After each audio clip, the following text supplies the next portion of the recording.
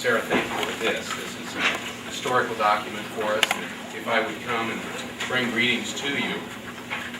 This is an important event for a university. It's important because of two things that I've thought about. One is a distinguishing factor in a university versus all other levels of education up to that point is that universities are responsible for creating new knowledge. And that's what we're seeing in these publications. But there's another part that I think we often forget about that's really quite important, and that is the publication is a risky venture. It's risky because you're laying yourself out to peers and those that you may not think are your peers to criticize your work and your effort. And that's really maybe the more important part of that whole process. Maybe even more important than really creating new knowledge is the fact that you're taking the risk to put out your thoughts and really inviting others to give you feedback and to criticize those thoughts. So I congratulate all of you for being risk takers. And I again thank you for being here and for making this possible. Sarah, thank you.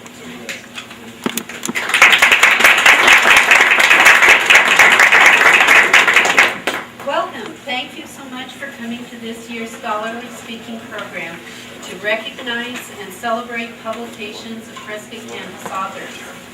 First of all, I'd like to thank the committee members, Joanne Evanoff. Joanne back there, okay. Chair, Suzanne DeLong, Evelyn Harris, Kathy Hill, Susie Roth, and Pat Watkins for all of their hard work to produce this program. I would like to thank Chancellor Pohl and Mr. John Jenkins for their support of library programs. We believe that it's important for librarians and faculty to work together to recognize the scholarship that occurs on this campus. The goals of the Scholarly Speaking program are to heighten awareness of research and scholarly activities of the Embry-Riddle Prescott campus, to promote the library as a supporter of academic endeavors, to encourage and support publications, to educate the community on the value of scholarly publications. This year we have produced a bibliography with 44 authors. After the program, we will add your publications to the library's special collections. The citations were included for the calendar year 2007 only for those authors who provided them to us. This is not a complete list. There may be other authors who were not included. Right now, I am excited to present those authors who have works published or papers presented in the year 2007. When I call your name, please come up to the front to celebrate your publications with a gift of recognition from the library. Please hold your applause till the very end. Quentin Bailey. Signs for Lorentz violation in the gravitational experiments, testing Einstein's relativity in the 21st century, testing Lorentz symmetry with gravity. Jamie Beatty, sustaining sobriety through acts of literacy, cowboy poetry creates empathy for ranching lifestyle. Angela Beck. Ray Bedard, using Microsoft Flight Simulator 10 for pilot training. Sally Blomstrom. She's presenting at a conference. Richard Bloom. Brain and Heart on Fire. Causality of injury with truth is causality. Counterterrorism programs, psychology and the insider threat. Criminal and civil adjudication in an age of terror. The psychology of terrorism. Personnel security and the insider threat. Profiling, human reliability, and national security. Shepard, Himbo, Sheep, and Limbo, CIA pulls wool. The terrorism industry, talking truth to power, or seeking power is true. David Brandstein. Leanne Chen. Suzanne DeLong. the name calling. Nick Devereaux. Erica Deals. Ethical decision making by certified flight instructors. Tariq El-Dafar. Maxwell Fogelman. Collection management and analysis of safety data. Collection management analysis of safety data. Safety management systems, educating safety professionals. Tom Galley. Gary Gear. Justin Gigliotti. Javad Gorgevus. Application of capital budgeting in aircraft valuation. Time value of money. James Helbling. Dorothea Ivanova. Mesoscale computer modeling of North American monsoon in Arizona. Ice microphysics theory and measurements, the impact of controversial small ice crystals on GCM simulations. Curtis James. Mesoscale computer modeling of the North American monsoon in Arizona. Anticipating aviation weather hazards in the Southwest, integration of the NEXRAD airborne radar and the storm scope. Sean Geralds, Unmanned Aircraft System Operator Training Curriculum Development Initiative. Israel Jarak. Is that how you say it? Yura. Okay, Yura. Impact of the initial convective arrangement on simulated MCS development, observational analysis of the predictability of mesoscale convective systems. Misha Kim. Eileen Landis Groom, learning to dance together, staying awake, appreciated assignments, Voices of Embry Riddle, a booklet for new and potential students. David Lanning. Gesture-based interactive beam bending exercises, an interactive and intuitive tool for students, impact of new facilities on engineering student outcomes, constant life diagram modified for notch plasticity. Nancy Lawrence. Ron Madler. Alan Malnar. What we might learn from the unsocial bird. Darren Marriott. Patrick McElwain. Nika Nordbrock. Gary Northam. Ethical decision making by certified flight instructors, educating safety professionals, system safety and unmanned aerial vehicles. Aileen Parker. Brian Peacock. John Post. Analysis and design of planar spiral shaped transmission line transformers, an exact lump element equivalent circuit model for transmission line transformers formed from coupled microstrip lines. Brian Ratchford. Carl Siebel. Daryl Smith. Robin Sabota. Richard Tice. The practice of journal keeping, the use of narratives to disseminate knowledge in a technical writing class, the edge of OK, finding the value of teaching sustainability across the disciplines in a technological university. William Waldock, educating safety professionals, Grand Canyon air disaster. Bradley Wall, developing a systematic approach to the use of genetic algorithms for the solution of optimal spacecraft trajectory problems. Patricia Watkins. The Edge of OK, Finding the Value of Teaching Sustainability Across the Disciplines in a Technological University, Riding the Wave to Excellence in Engineering Education. Hong John. Does online teaching presence really help? Teaching presence in online collaborative learning article. Is it a tale of woe, an investigation of relationships of online teaching? Let's give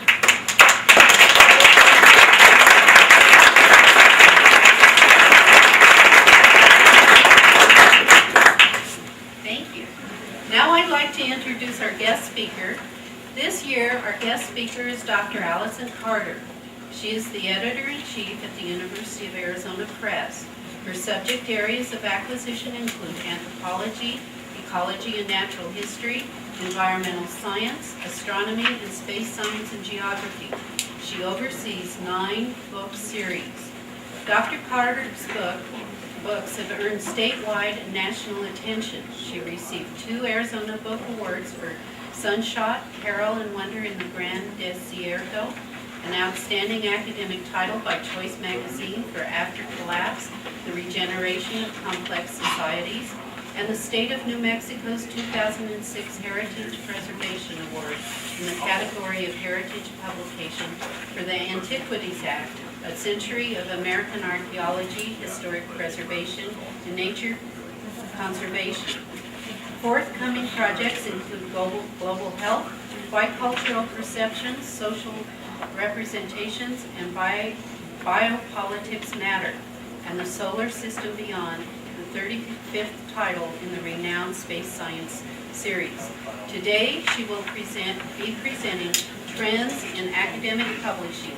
Please join me in welcoming Dr. Allyson Carter to Embry-Riddle.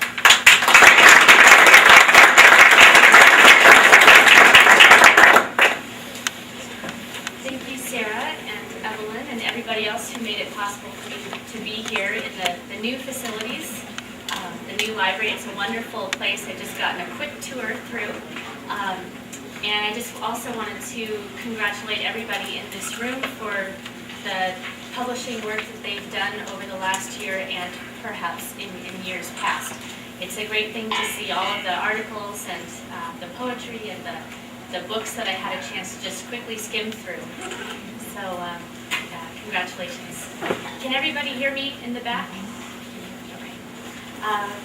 So I'll do a couple of things in this talk. I want to introduce the University of Arizona Press for those of you who don't know us very well or what we do. I'd like to talk a little bit about trends in publishing, in the types of books that we see coming through, the types of research that we see, and then talk about choosing a publisher, what publishers look for, what you can do to get published faster, all of that. And then just talk a little bit about what the future of publishing looks like to one of the university presses in the business. So I understand last year there was a journal editor who spoke, and this year I'll talk pretty much solely about book publishing, but I may be able to comment on journal publishing versus book publishing. So the University of Arizona Press was founded in 1959, which means we're coming up on our 50th anniversary next year, and we're planning to do a lot of good publicity and advertising for it. We're the only university press in the state. We have nearly 800 titles in print, and we distribute more than 500 titles via 18 different distribution clients. There's 30 of us who work at the press, and we publish books not only in the areas that you just listed for me, archaeology, astronomy, space science, ecology, natural history. We also publish in Latin American studies, border studies, Native American studies, Western history and literature, environmental history and literature. We have 2 literary series. One is a series by all Latino and Latina poets. One is a series by Native American poets. We have, 14 other series that we cover in those other areas that I just spoke about. We have a presence at exhibits, either manned or unmanned book exhibits at 50 different conferences and exhibits around the country and North America. We also attend the Arizona Book Festival, the Prescott Book Festival, so look for us next time. We have a table there always. The Northern Arizona Book Festival and other community and campus events. As a department of the University of Arizona, we are a nonprofit publisher of scholarly and regional books. We don't publish any journals, just books. But also, and so we have a real regional focus as far as our authors go, but then also as a delegate from the university to the outside scholarly community and world. We distribute and sell our books all over the world. We also have authors that range as far as South America, Australia, Europe. So it's everything from Arizona and beyond. I wear two hats. I'm acquiring editor, which means that I'm the first person that if you're pitching a book to somebody that you'll be pitching a book to. I'm the person, the point person, and I shepherd the book through from the beginning stages, through the peer review process, through the contract, through getting the manuscript ready to go to the editorial department, and then some aspects beyond. So I have probably 80 to 120 authors that I'm working with right now, but then there's maybe 500 people that I'm in contact with every once in a while as they're working on their book projects. Then as editor-in-chief, I also manage the acquiring department. I manage all of our publication lists and the direction that they're going.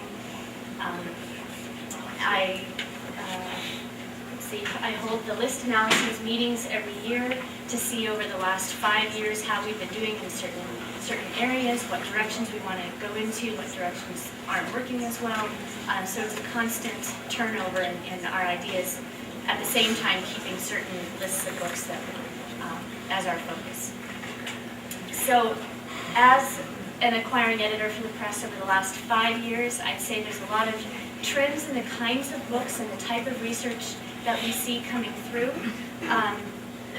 Because we're in scholarly publishing, what we do is driven by research that's out there, and it tends to follow these academic trends. So I'm just going to talk to you a little bit about what I've seen in the various subject areas and arching across those subject areas. One area is interdisciplinary books. We've seen a real trend toward either a single person writing on something that's a very interdisciplinary topic, or edited collections written by one book written by numerous people that are coming from all different perspectives and really touching on issues and moving the field forward. A great example of this is the field of geography. We published one series in geography, but it takes people from anthropology, from border studies, from environmental history, from ecology, and it puts them all together. And there's just some really interesting work going on in that field. And I don't think that anybody can say they're just a geographer. They're a geographer and a water hydrologist. They're a geographer and an archaeologist. They're it's a really wide array, and it's exciting to see that research coming through.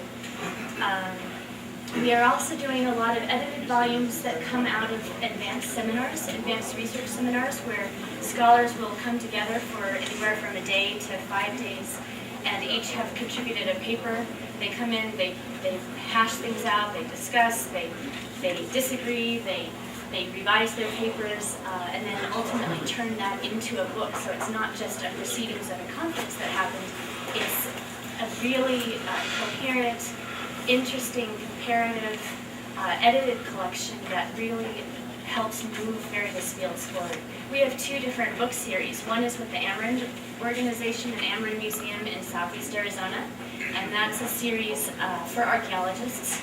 We have another series called the Environmental Science, Law, and Policy series, where we're teaming up with Biosphere 2 to host advanced seminars maybe twice a year, and then books will be coming out of those on environmental science and policy issues, a lot of things with climate change, conservation along the border, invasive species control, that kind of thing.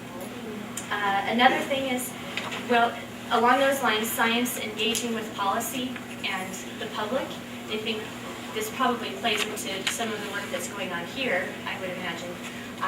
There's a lot of need for scientists to really be able to talk to who's passing the laws and changing them and the legislation, and how science can help to inform the public about what's going on in our world.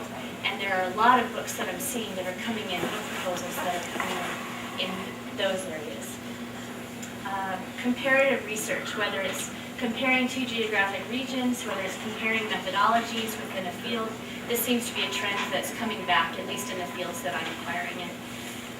Community-based research is another thing. We have a lot of specifically archaeology books where there's a lot of collaborative work being done with the indigenous populations and the tribes, either in that area or that they lay claim to the area on which they're excavating.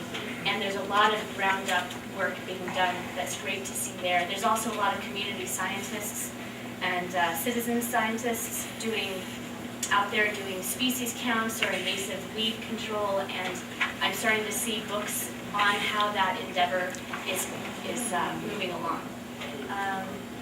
And then there's this notion of the airport book. Has anybody here talked about or heard about the airport book?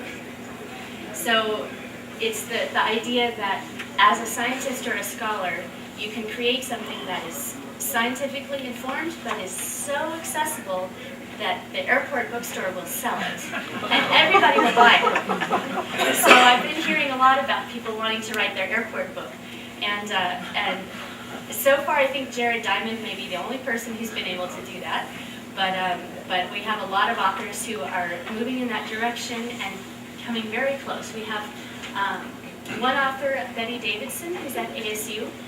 She's an entomologist and studies the pathologies of invertebrates and insects, and how over time scientists have found ways to use those pathologies to control diseases in humans, diseases in plants. This book is entitled Big Fleas Have Little Fleas, and it was also a choice winner by the National Library Association last year. So that's one example. And then also Bruce Jakosky, who's in Colorado, can't remember which university. He's written a great book on astrobiology and the search for life elsewhere. It's a very interesting, very accessible book. So that's another example there. So let me change gears a little bit to choosing a publisher. So how many people here, just with a show of hands, have actually written a book and published it? How many people over the course of their lifetime plan to or might think about doing that?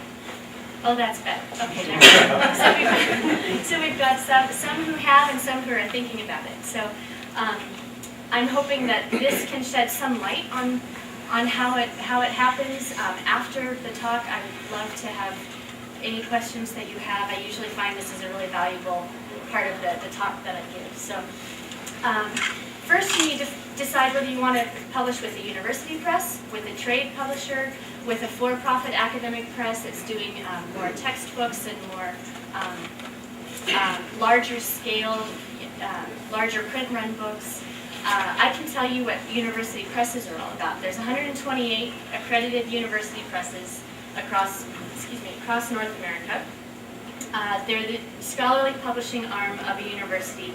And just like with the University of Arizona, they have authors that are at their own university, but then elsewhere all around the world. We all have our own specialties that we publish in, and most states have at least one university press, maybe more. Everything that goes through a university press, or almost everything, I guess, for us it's everything, goes through peer review. Every single manuscript is vetted by at least 2, maybe more scholars in the field, peer scholars. We ask for a fair and unbiased review, a good critique of the work, something that's not just critical but can help make the work better. Everything that we do goes through that process, and if we get reviews that suggest publication and strongly suggest publication specifically, then we'll discuss taking it to the next step for a contract. So everything goes through review. Other differences between university presses and commercial presses are we do a lot of small print runs. Because we're not for profit, we don't have a bottom line that's monetary. We like to make a little bit of money, it's never a bad thing, but really what we're trying to do is get the scholarship out there and regain our own manufacturing costs on the books. So we have a luxury there because that means that if there are 500 people who need a book, there may be 500 people and that's it in the audience. We can publish that book if we can show that there's that need for it. And that's a great thing to be able to do. The commercial publishers, they may do 10,000, 15,000, 100,000 copies of a book. They could never publish something that's 1,000 copies or less. So that's something that we can do. We'll publish split-run books, cloth and paper, a lot of the time, which is a nice thing, cloth for the libraries and paper sometimes for course adoption or for students to make it a little bit more affordable. We work with authors to seek out subsidies and grants for their books. A lot of times a book may need a title subsidy because it's a bigger book than standard, there's maybe color in it, has an excess of illustrations, whatever it's going to be in a large trim size, whatever it is that makes it a little bit more daunting to publish, we need to get a subsidy for it. So our authors are responsible, but we as editors at the university presses will help go after that funding. We rarely give advances, again because we're not for profit. So for some of our literary books, I know that we give advances in some of the other ones, but typically we don't ever give advances. So you're not going to get rich necessarily by publishing the university press, but it gives you a lot of stature in a lot of other ways. We consider books that come over the transom. So does everybody know what that saying is from? It's anything that's unsolicited, basically, but what it comes from is those transom windows that used to be up above the doors that would open to let air in. People apparently used to throw manuscripts through those into publishers' offices. That's the lore, I don't know. That's true. So we do take things that haven't been sent to us by an agent all the time. And we go out and find the books ourselves. So those are some of the things about a university press.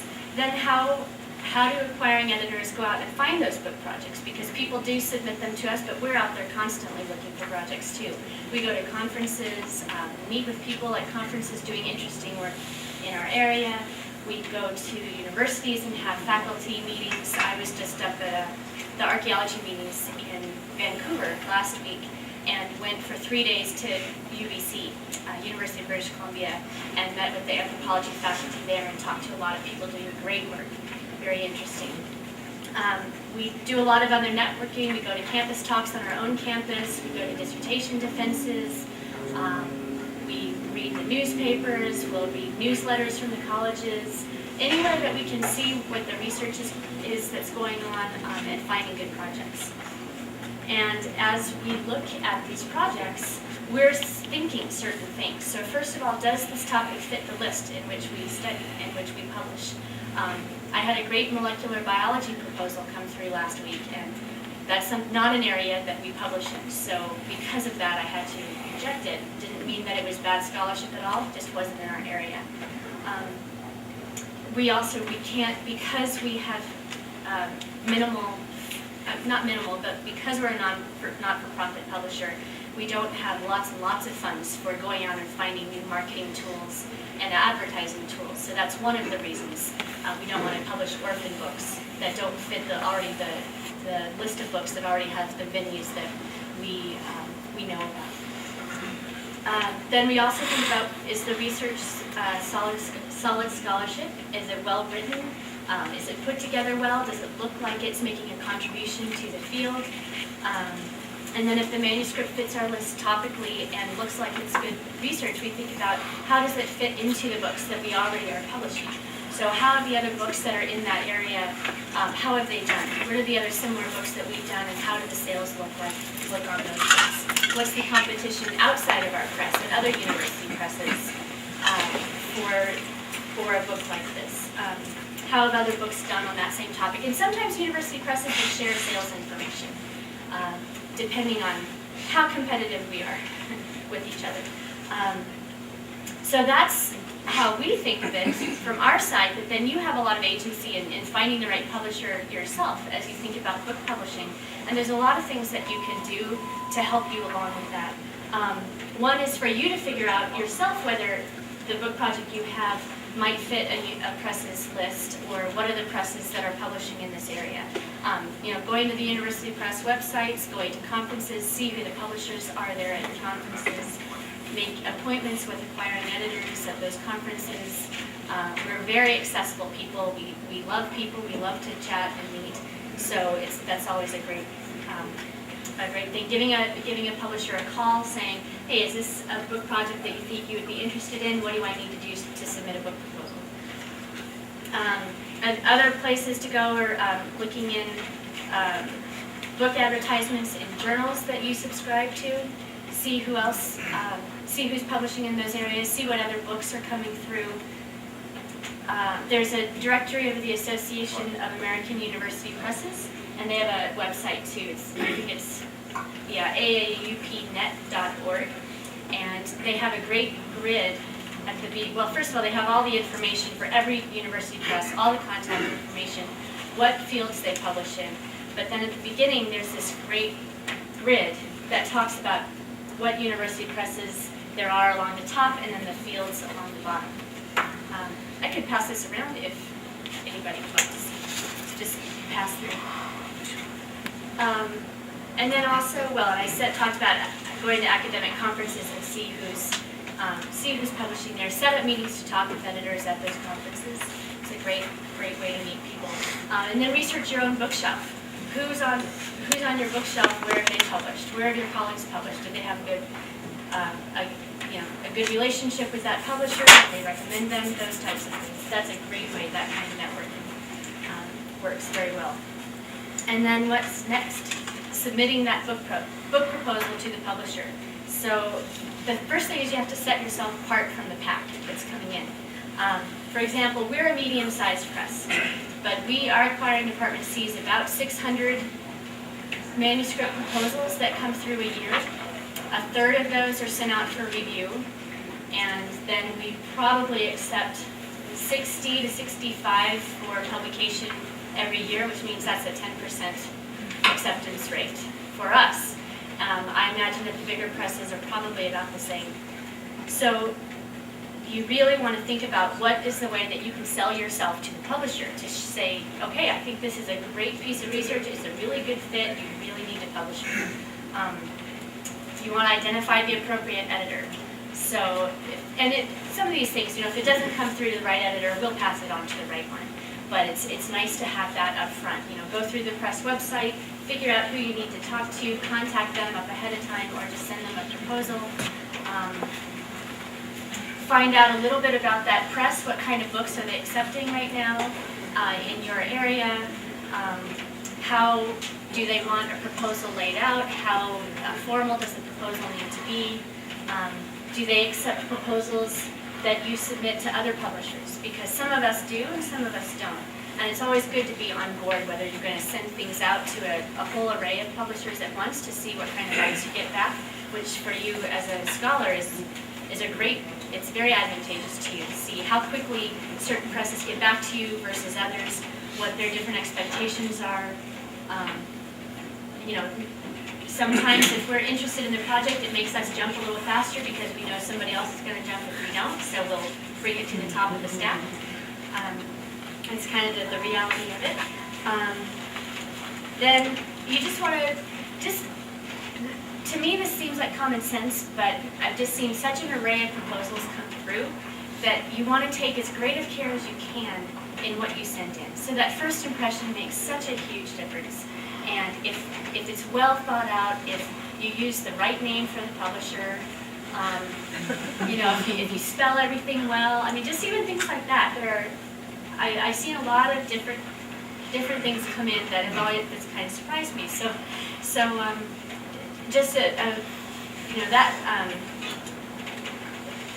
looking at it from that detailed level is a good thing, but then also thinking about what is the contribution of your research to the field. I know your research is very valuable to you. That's why you're doing it, but you have to be able to sell it to the larger community. You have to be able to say, this is why I think that everybody else out in the field needs to have my book. And nobody else has done this type of book before. These are, think about what the comparative books are at other presses and say, these are the other books that I know of that are out there. Mine does X, while theirs does Y. And I think that this might be a good fit for your press because it fits in with these other books that you've done, and if you can get that information. So think about it in that way. What else do I want to say? And then provide everything that the editor might need. It's great when I get a proposal and it's in and it's in perfect order and I can just go through it, have all my questions answered, and then if I like what I see, I can invite the manuscript or call up the person and say, hey, this looks great. I want to go to the next step with you. And from each press, it's something different. But usually there's a cover letter where you lay all of that out that I just talked about.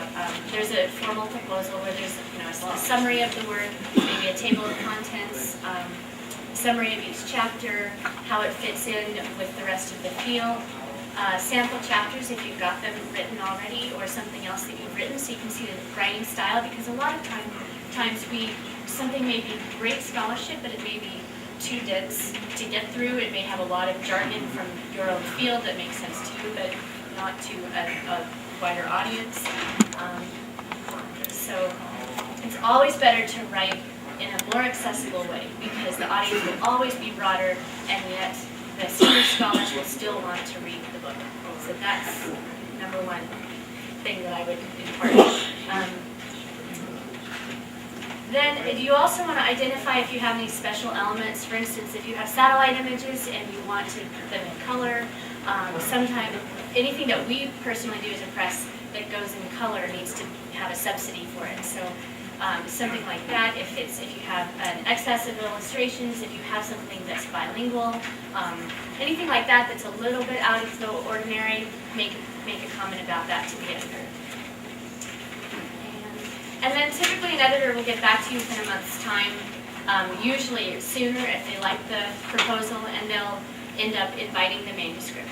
You can also, if you have a manuscript ready, you can also send that in, but it's always good to make that initial contact first. Some presses don't prefer that you send manuscripts in first, but that's always another option depending on the press. And again, with just a manuscript, following the press's guidelines, the best way to go about doing it, be accurate and complete as possible, and then also let the editor know if it's under review somewhere else. So everything, like I said, everything that we publish goes through external review. So at that point, we may have ideas of who might be a good reviewer for the work, but also you want to have some names ready to give to the editor.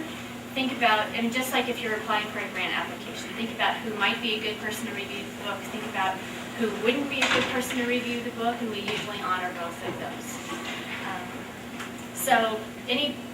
I was trying to think on the way up here, pitfalls to avoid when working with presses. I think that the first thing is just to really research the presses that you're applying to. That would be the first thing, and to not waste your own time, or maybe also the press's time, by taking all that time to prepare something and sending it to a press, and then they coming back and saying, we just don't publish in this area, we're sorry. Send in a good proposal, and I just talked about that.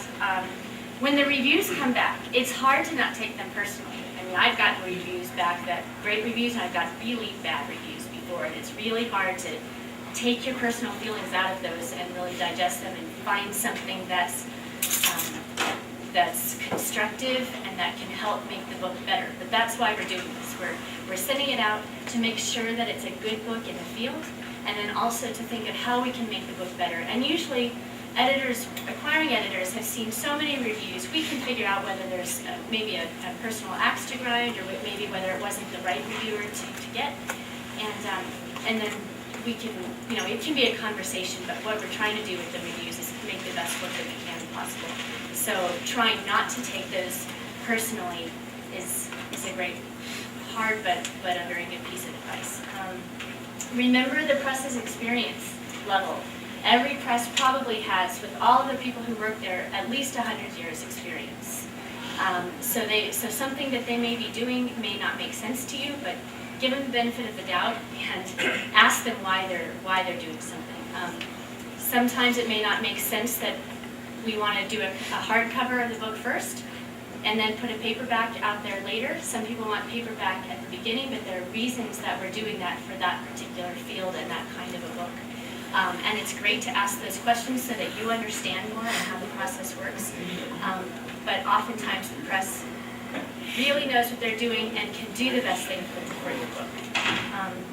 And then also respect the press's timelines. Usually if the press gives you a timeline and said, we can put a book out in this amount of time, that's what they can do. They probably can't do it faster, no matter how much you might ask them to. And I often get that, but we're always trying to make the process faster. We're always doing that. But just think about ask an editor up front, and if it's not a timeline that you can work with, maybe they may not be the right press for you, and there may be a press who can do it faster. I work with a lot of people who need books for tenure, and that's another area. Somebody may wait for whatever reason until the year of their tenure comes up, and then they send off a book proposal and they say, I need a book for tenure. Not just a contract, but I need to have this published by September. And I need you to do that for me. So I'm going to jump on you as much as they've jumped on me, and I need you to work quickly. That's not the right. That never gets a very good response from me.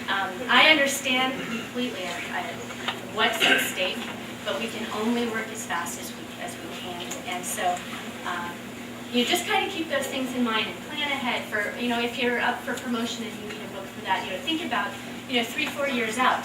What do you think you want to write about? Start talking to an editor then, get on that train then. So, and then I'll switch again to talking about the future of publishing. A couple of 3 different things that I'll talk about. One is because, at least in the university press world, because each university press is a department of that university, there are budget squeezes pretty much across the board. We get a lot of our funding from the university. We also have a lot of our funding from the sales from our own books. And then we also have some grants that I'll talk about in a minute. But public fundraising is now starting to be part of what a university press does, because we can't do everything that we want to do with the funding that we're getting or with the budget cuts that are coming from the universities. So a lot of university press directors are really starting to get into doing a lot of fundraising to make up the difference in that and to help offset the manufacturing costs for our books. We have a lot of university presses work with the university foundations to start public fundraisers, to find either single donors or groups of donors who might want to give money to a single title that they're interested in, or to give money to a series of books on a certain topic. There are also endowment funds that are starting to be set up for universities for people who want to be a part of publishing as part of their legacy. And university presses are starting to look at all of these avenues to help with their own finances. Another thing is grants. We're all starting to apply. We've always been applying for grants, but we're doing this a lot more now. We're going after single title subsidies with our authors. We're also applying for challenge grants. The University of Arizona Press, a number of years ago, I don't know, maybe 7 years ago, applied for an NEH challenge grant and received it. So any of our books that need a little bit of extra help, that cover humanities topics, especially with Native peoples, those books get a little bit of help from that challenge grant, and that makes all the difference in being able to publish those books for us. There are some press collaboration grants that are coming around now. So the Mellon Foundation this past year put out a call for grants, which is a very interesting idea for presses to collaborate together for types of books.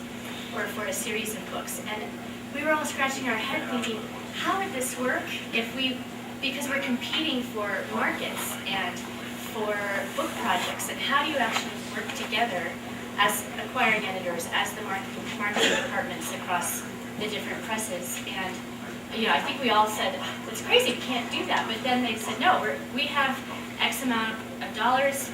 We want to fund maybe 5 or 6 projects. So you guys figure out how to come up with it. So some really interesting collaborations came out of that. We were shortlisted for one of the grants and didn't get it this time, but we'll definitely apply again next time. But there have been there's a consortium of 5 presses, Chicago, California, I think Johns Hopkins, and 2 other ones that have a couple of new series coming out of one of those. And it's just a really interesting way to do it. Then the other thing is that, interestingly, the overall number of books being published nationwide has increased, but the number of book titles, of book sales per title has really decreased. So there's a lot more competition now between presses to get the best authors, to get the best scholarship out there. So even though as a whole, university presses has the same mission of getting the scholarship out there, there's starting to be a lot more competition, and it's all friendly competition. Usually. So we're trying to think, how can we entice those scholars to come on board with us? And then finally is the world of digital publishing. So this is a wide open area, and all university presses are delving into this in a different way. But with the world of the digital world is really changing the way publishing happens to a great extent across the board. So it changes how scholars do research online. I was talking to an archaeologist at UBC last week, and he said, none of my students, I don't even think they know where the library is, which I think he was joking on that one, but he said, the archaeology students don't go to the library to check out the books anymore. They just go to the library online and do their research online, download everything, and write their papers and their theses there without ever having gone to the library. And he says it's a little scary to see that, but that seems to be the way, in some fields at least, that the younger generation of researchers is coming in and doing things. So how do we deal with that? How do poets and writers write and perform their works in the digital world? We have two new books that are coming out that are by poets, and they each have a CD of their own, of them reading their poetry in the back of the book, which is a great way to add a dimension and a piece of media to the physical book, that somebody can just put in their computer, listen to the poems being read in the native language. You get a lot more out of it that way. How are books being edited and typeset and designed and manufactured? There's a lot of digital printing now. Not every printing is done in an offset form with the big machines, but a lot of it is being done digitally. And what does that mean for the quality of the type on the pages, and what does that mean for the quality of the illustrations that are coming out? And how is that developing? So basically, how do universities and university presses define their role in the publishing endeavor in this digital age? And like I said, we're just all coping with it differently. We need to be thinking about this and become financially viable in this world of possible open access, where it might start moving from customer buying, like a customer-driven, where the customer is buying the book, to maybe the institute, like the library or the publisher, paying for the ability for the book to be available online. So we're thinking about how that's going to work. We have just a couple of examples of how we're delving into this. We have the first electronic book that we've ever done for sale this spring. We have a number of out-of-print books that we have on our website, but those are free to download. But we have the first book. It has a paper edition and it has an online edition. And at the beginning, we're selling the whole book online.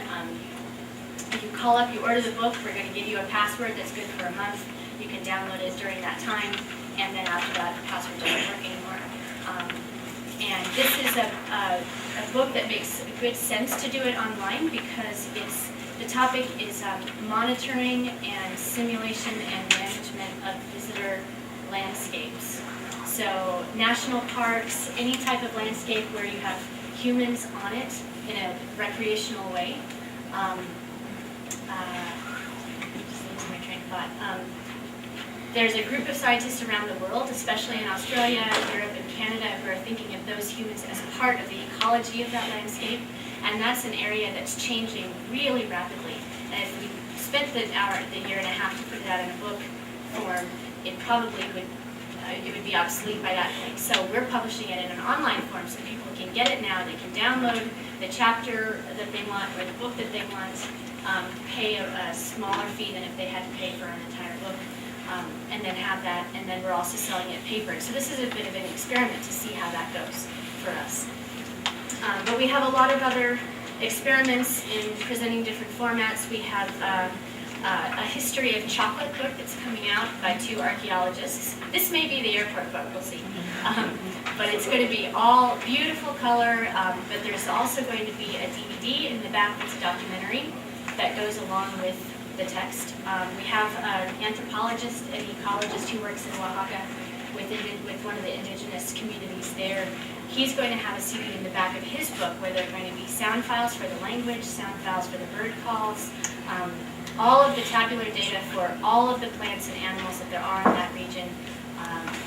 Then we have a couple of other books where all of the data for the book is on a website that the authors maintain, but that is linked to our website. And so they have the synthetic piece in the book form, and then any of the data anybody can find on the website. And then that way, the authors who are maintaining it can update that website as often as they need to, and the synthesis will probably stand the test of time for a long time. But people can go in and take the data the readers can go in, look at the data, massage it themselves, and come up with new conclusions or add to it. So those are just some of the areas that we're delving into. So the issue is that probably we have to change, at least somewhat, if not entirely. Publishers think, and I think librarians hope, that there are always going to be physical books around. And I really think there are, but there's also some new ways that we have to think about doing things with this digital world, and it's going to be interesting over the next 15 years. I was just telling my mom on the way up here, we were talking about this talk, and she said, well, my prediction is that within the next 15 years, those of us who actually still want to sit down and read a book can just go online. Maybe there won't be Borders and Barnes & Nobles anymore, but you just go online to Amazon, you download all the pages, and there's a binding machine right next to the computer, and it will bind the material very quickly so that you can actually still do this, but not have to go to the store to get it. So we'll see. Anyway, that's my talk. Thank you all very much, and I'll take any questions that you might have.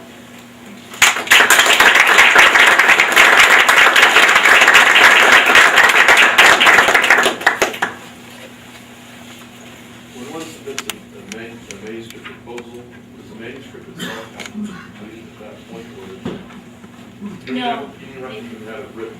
No, it can just be the ideas at this point. You can have it completely written, or it can just be what you're thinking about. Maybe you publish an article or two, maybe you haven't in that area, but just as long as the proposal is well thought out and is pretty complete as what you want to do for the book.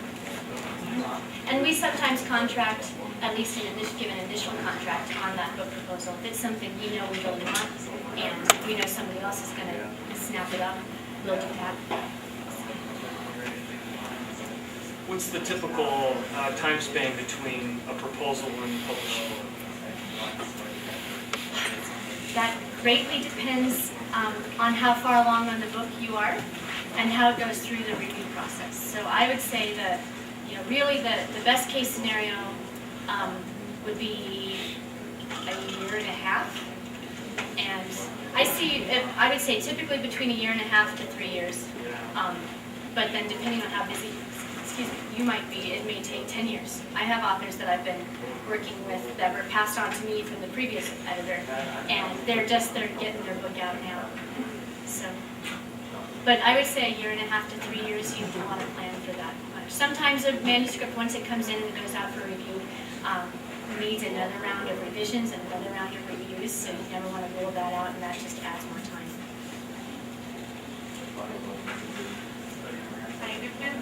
Some companies have had a lot of success with print on demand. Have you thought about that? We do that for titles that we've had in print for a long time and that now are at such low quantities each year as far as sales that we can't sustain the normal printing anymore, but we can. It's such an important book that we still do a print on demand. If we know it's selling 2 or 3 copies a year, we'll do that. We're usually very reluctant, especially with how well print on demand is working now. We're very reluctant to put something out of print. So if it's some, we're doing that, but we don't do it for the initial publication of a book. How about doctoral dissertations? Can you shed any light on publishing dissertations? Sure.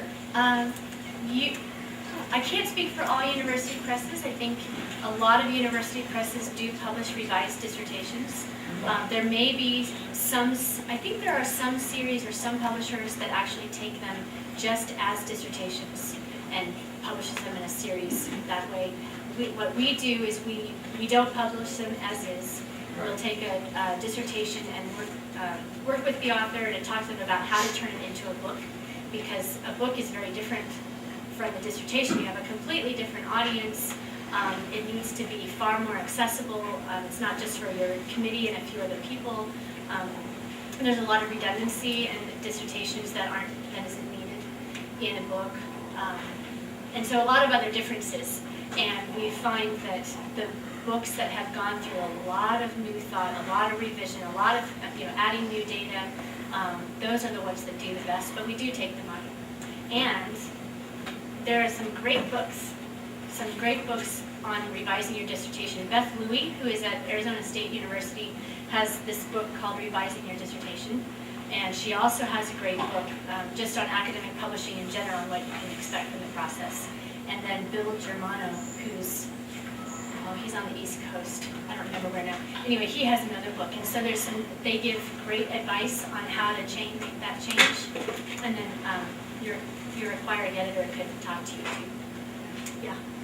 But if it has to be a great, a good contribution to the field, there has to be a reason to do it. You have to be able to set yourself apart from your advisor's work. Submissions in paper or electronic? We take proposal submissions both ways. Some presses only take submissions in paper, and manuscripts we only take in paper. So because the manuscripts can get really huge, the files can just be, especially if there are illustrations in there, so we'll delete it and tell the person to send it to us in a hard copy form. Yeah. So you always want to check with the press, because I think it really varies press to press. I know that, for instance, University of Texas says at the bottom of the top of their submission web link, no electronic proposals ever, so. Are there any more questions? I have one question. If you do get a proposal accepted and you are putting the book together, how much do you expect the author to do for the formatting, the headers and all that? Oh, I'm just curious. For us, we do all of that ourselves. So Okay. there are certain very rudimentary formatting things that we ask the author to do, like margins, and it has to be in the right type font, and footnotes or endnotes have to be done in a certain way. But it's nothing like what you have to do for a journal article where you have to do all the formatting yourself. We have typesetters, we have copy editors, and we take care of all of that. Well, I'd like to thank Dr. Carter for